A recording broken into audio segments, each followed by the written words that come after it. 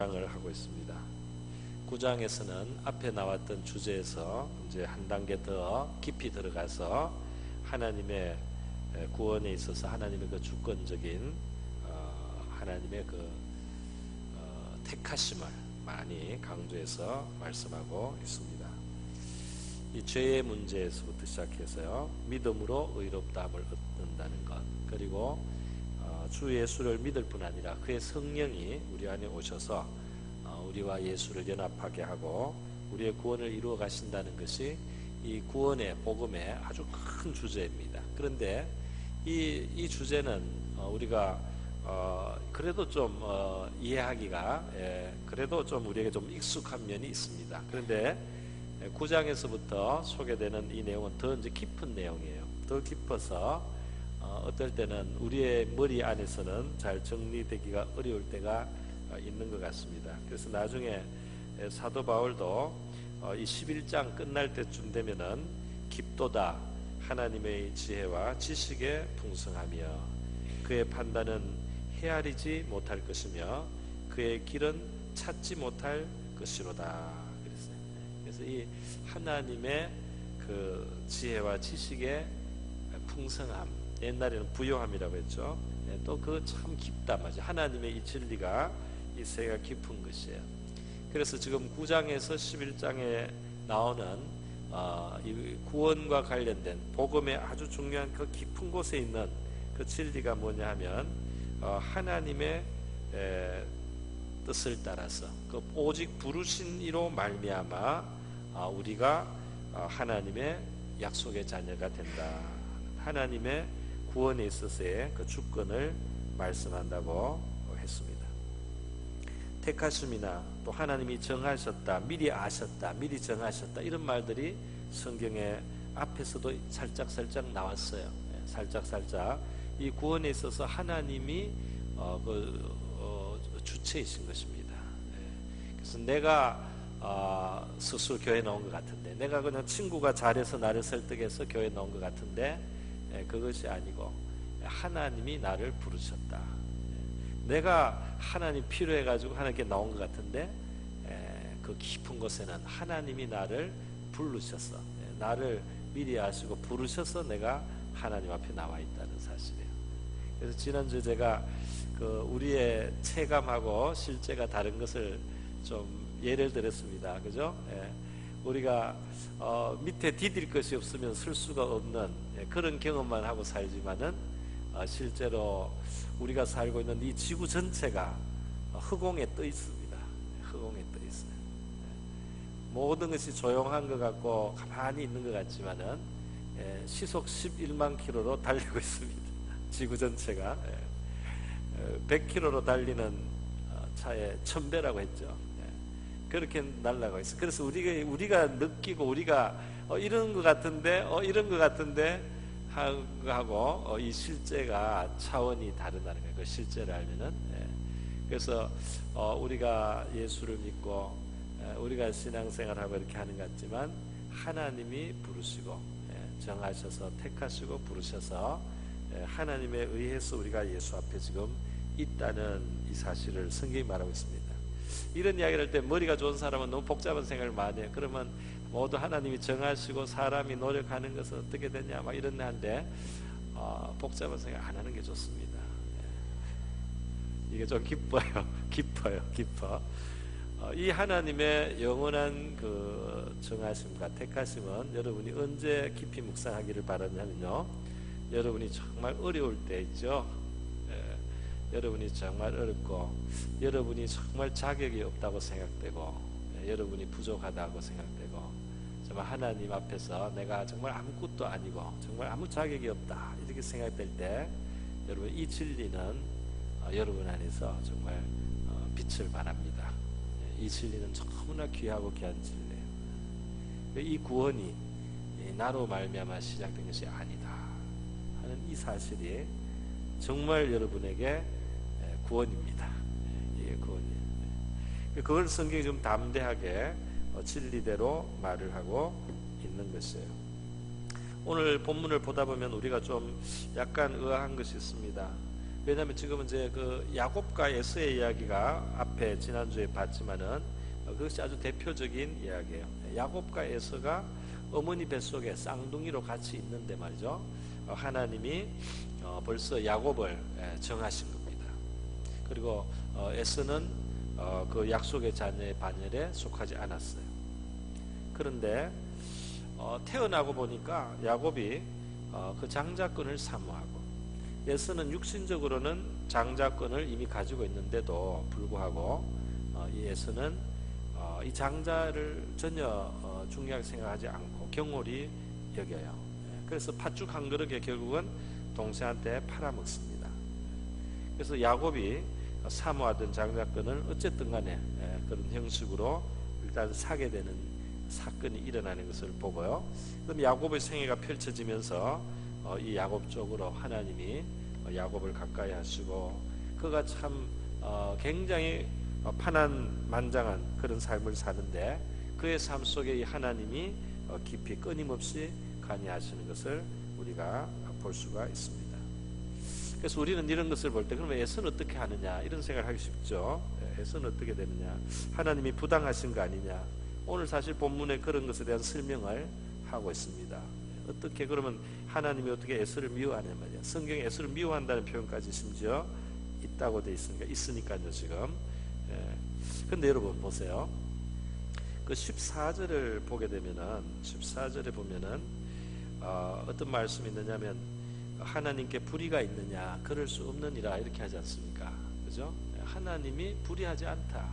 우리는 왜 하나님이 멀쩡히 야곱을 사랑하고 에서는 사랑해주지 않고, 야곱은 약속의 자녀가 되고 에서는 안 되고, 이게 불의한 거 아니냐. 특히 이 사람들이 무슨 자격을 갖추어서 무슨 경합을 해가지고 뭐 둘 중에 누가 더 노력한 사람이 얻는다든지 이런 것도 아니고 말이지. 뱃속에 둘이 들어앉아 있을 때부터 맞아. 뱃속에 아무것도 하지 않았을 때 하나님이 야곱을 사랑하셨다 이렇게 됐다는 것이 에서에게 부당한 일이 아니냐 이렇게 이제 생각을 우리 인간적으로 할 수 있는데요. 성경은 하나님이 불의하실 수가 없다 이렇게 말씀하고 있습니다. 그거를 제가 다 설명할 수 있을는지 모르겠어요. 그러나 제가 본문을 의지해서 말씀을 한번 드려보겠습니다. 여기 보면요, 중요한 것은 사실은 하나님이 에서를 미워했다 이런 차원이 아니고 하나님이 야곱을 긍휼히 여기시고 불쌍히 여기셨다, 사랑하신 것에 강조가 있어요. 그래서 오늘 15절에 보면 하나님이 불의치 않다는 말씀을 한 다음에 모세에게 하나님이 말했다는 거예요. 모세하고 하나님이 친하니까요, 내가 긍휼히 여길 자를 긍휼히 여기고 불쌍히 여길 자를 불쌍히 여기리라 하셨으니 그랬어요. 이게 하나님께로부터 나왔는데 하나님이 불쌍히 여겼다, 또 긍휼히 여겼다는 이 말을 한번 생각해 보십시오, 여러분. 하나님이 불쌍히 여겼다, 긍휼히 여겼다 이 말 속에는 뭐가 있어요? 불쌍히 여겨서 그렇게 했다, 긍휼히 여겨서 그렇게 했다. 이게 무슨 뜻이 있습니까? 어떤 의미가 있습니까? 그 대상에게 자격이 없다는, 그 대상이 사실은 그만한 자격이 있어서 그 대상의 어떠함으로 말미암은 것이 아니고, 그 대상이 자격이 안 되는데 하나님께서 하나님의 넘치는 사랑에 의해서, 하나님의 넘치는 긍휼에 의해서 그 야곱을 약속의 자녀로 택해 주셨다 이 말이 되는 거죠. 그러면 이 말을 조금 더 우리가 생각해 보면은 이렇습니다. 우리는 하나님 왜 에서를 미워하셨습니까? 이렇게 물을 수가 없고요. 사실은 왜 그렇게 그 야곱도 야곱을 사랑하셨는가? 자격이 없는 야곱을 사랑하셨는가? 그 한 것도 없는 야곱을 왜 그렇게 나기 전부터 하나님은 사랑하셨는가? 그것이 이제 사실은 질문이 돼야 되는 거죠. 우리는 아니 멀쩡한 사람을 왜 하나님은 이 사람을 사랑해주지 않고, 왜 이 사람은 또 사랑을 해서 그 하나님이 부당하다 이런 생각을 우리가 갖기가 쉬워요. 그런데 우리 성경에서 우리가 아는 것이 있습니다. 그거는 뭐냐면 이 죄의 현실에서부터 시작을 했어요. 성경의 이 죄의 현실, 로마서에서 모든 사람이 유대인이건 헬라인이건 지식인이거든 야만인이거든 할 것 없이 이 모든 인간이 죄 가운데 있고 하나님하고 굉장히 어그러진 상태에 있다 말이죠. 그건 현실이다 말이죠. 거기에 대한 설명은, 더 깊은 설명은 창세기로 이제 들어가야 되는 거죠. 그 처음 사람을 창조하셨을 때 그 사람이 하나님이 주시는 그 자유를 가지고서 선택을 해버렸습니다. 선택을 했어요. 그 선택의 결과로 본인도 죄인이 되고 그에게서 나는 아버지와 어머니 그 사이에서 나는 죄인 아래서 나는 인류가 죄 가운데 이미 속하여 있다. 이미 죄 가운데 나 있다는 말입니다. 그래서 이미 죄 가운데 있기 때문에 사실은 그 죄 가운데 있다는 것은 그 하나님의 영광에 참여하는 것하고는 거리가 멀어졌어요. 하나님의 영광과 관계가 없는 겁니다. 그 죄 가운데 있어요 이미. 그래서 그것을 구원하는 데 있어서 하나님은 이미 죄인이 되고 죄에 너무나 물들어 있는 인류를 구원하는 방법으로 믿음이라고 하는 방법을 만드셨습니다. 할렐루야. 그 행위를 가지고 시작할 수가 없어요. 믿음으로써 시작을 해요. 성령이 오시고 우리를 도와주시고 우리가 하나님의 은혜와 감화를 받아서 나아질 수 있습니다. 감화가 되고 우리가 점점 경건한 사람이 됩니다. 실제로 더 경건한 사람들, 더 경건한 사회까지 자꾸 만들어져요. 하나님을 믿고 그렇게 하다 보면 사회까지 정화가 되는 그런 결과가 옵니다. 그러나 천국을 상속하는, 하나님의 영광을 상속하는 것하고는 너무나 거리가 멀어요. 이 타락 한 번 한 인류는 정말 멀어요. 얼마나 죄인인지는 구약 성경에 위대한 왕들의 역사에 나오는 겁니다. 그 왕들이 위대한 왕들이 있어요. 나쁜 왕들은 말할 것도 없고 좋은 왕들, 훌륭한 왕들이 끝까지 잘 가는 사람이 잘 없어요. 거의 없죠. 죄가 나타납니다. 가다가 죄가 나타나요. 가다가 교만이해지거나 무절제하거나 순간적인 유혹에 빠지거나 죄를 짓는 거예요. 아무리 훌륭한 것 같아도 여실 없는 죄인이고 아무리 의로운 것 같아도 정말 비열하고 비겁한 죄인이라는 게 나타나요. 그렇게 인격적인 사람인데 그렇게 야비한 죄를 짓습니다. 성경에 아주 애누리 없이 나오는 거예요. 그게 그런 죄인이라는 걸 성경에 보여주는 거예요. 그래서 이 인류의 구원에 있어서 스스로의 행위와 자격으로서 바 이룰 수 있는 사람은 없단 말이죠. 그 구원이 이루어질 수 있다면 그것은 순수히 하나님 쪽에서 시작해야 되고 우리의 행위가 아닌 방법으로 돼야 되고 그리고 하나님이 긍휼을 베푸시는 방법에는 없다는 겁니다. 할렐루야. 그런데 긍휼이 있어서 다행입니다. 하나님의 긍휼의 사랑이 넘쳐요. 여러분 자신이 예수를 여기 다 믿으시죠? 예수를 믿는다. 나는 좀 보잘것없지만 예수를 믿는다. 나는 잘 믿지는 못하지만 예수를 믿는 자. 나는 경건하지는 못하지만 예수를 믿는다. 나는 성결하지는 못하지만 예수를 믿는다. 내가 원하는 만큼 거룩하게 살지는 못하지만 그래도 예수를 믿는다. 그 예수를 믿으면 구원을 받는데 그것이 하나님이 주신 구원이에요. 하나님께로부터 났어요. 그래서 여러분이 기운이 없고 여러분이 실망하고 특히 믿는 사람이 자기 자신에게 실망할 때가 있어요. 자기 자신에게 깊이 실망하는 거예요. 나도 좀 경건하게 살고 싶은데 하나님 뜻대로 살고 싶은데 그렇게 경건하게 살려고 해야지 사실은 불경건을 깨닫습니다. 대충 사는 사람들은 잘 사는 줄 알아요. 경건하게 살려고 마음을 쓰기 시작하면 부족한 게 많이 보여요. 그래서 내가 순간순간에 죄를 짓는구나. 내가 모르고도 죄를 짓고 알고도 죄를 짓는구나. 내가 알면서도 하나님 거스르기도 하는구나. 내가 하나님께 이렇게 독한 마음을 갖고 있구나. 여러 가지가 많아요.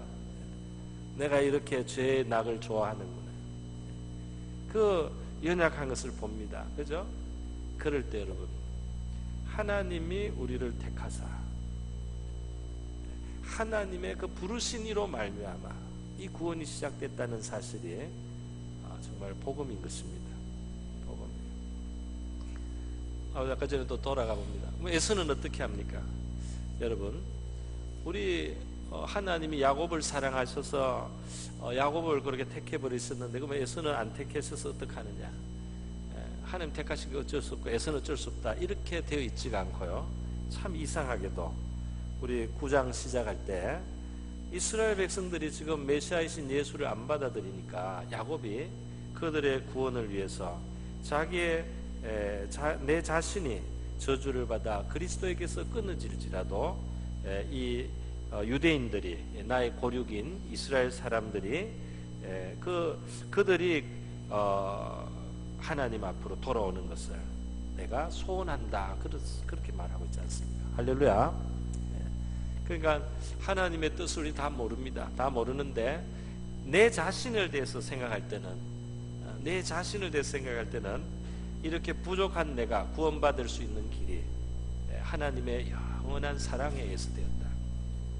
하나님이 나를 영원전부터 생각해 주시고 택해 주셔서 이 부족한 나를 이러저러한 환경을 통해서, 이러저러한 사람들을 통해서 자기 앞으로 불러주시고 내가 예수를 결국 믿게 하고 예수 믿는 사람으로 살게 하고 그렇게 해 주셨다는 이 사실을 나 자신에게는 그렇게 받으시기를 바랍니다.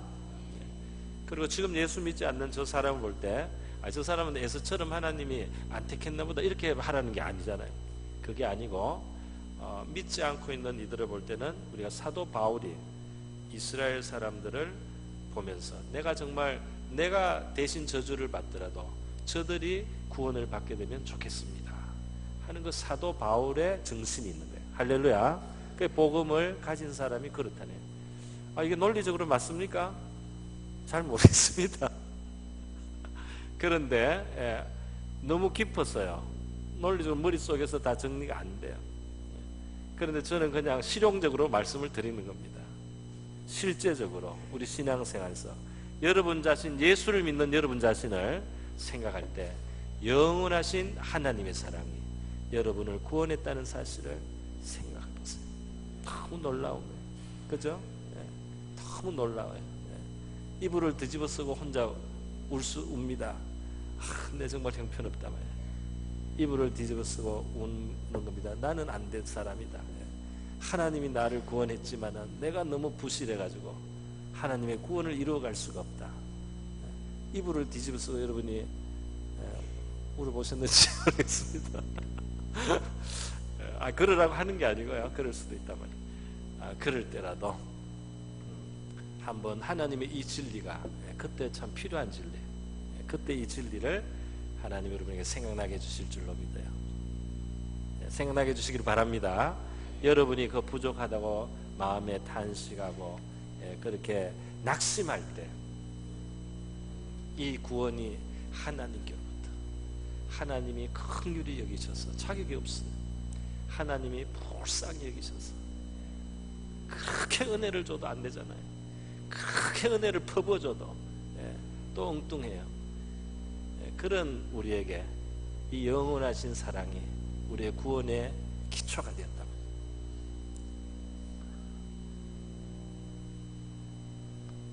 설명을 더 잘하고 싶은데 잘 못하겠습니다.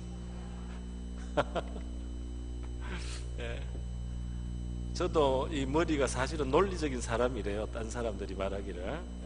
그래서 저도 이 인간의 논리로만 생각하면 하나님에 대한 이러한 면을 내가 다 이해한다고 나는 말 못하겠는데, 근데 성경은 우리에게 그냥 액면 그대로 이것은 이것이고 A는 A고 B는 B인데 우리가 예수 믿는 것은 영원한 사랑으로 되고 하나님의 택하심으로 되었다, 이 말씀하고요.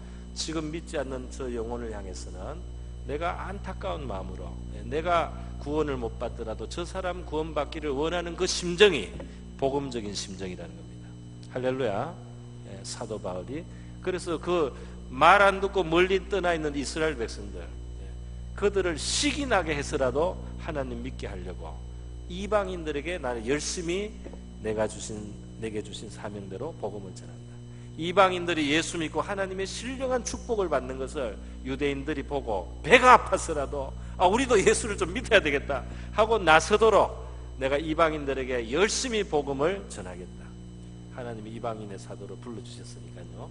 그래서 자기가 이방인들에게 복음 전하는 그 사역의 의미를 지금 예수 안 믿는 이스라엘을 위한 자기의 사랑의 표현으로 생각을 했어요. 그 두 가지 진리의 마음을 우리 모두 가질 수 있기를 바랍니다. 네. 그래서 말이죠, 예수 믿는 우리의 안에 있는 제일 복되고 견고한 터는 사실은 이 하나님 자신이 우리를 사랑하시고 그 구원이 하나님께서, 그래서 우리를 긍휼의 그릇이라고 그렇게 말했습니다. 영광 받기로 예비하신 바 긍휼의 그릇이다. 긍휼의 그릇이 자격이 없다는 뜻이 거기에 담겨 있다고 제가 말씀을 드렸어요. 긍휼을 받는다는 것은 자격이 없다는 겁니다. 그런데 그럼 긍휼을 못 받는 사람은 어떻게 되는 거냐?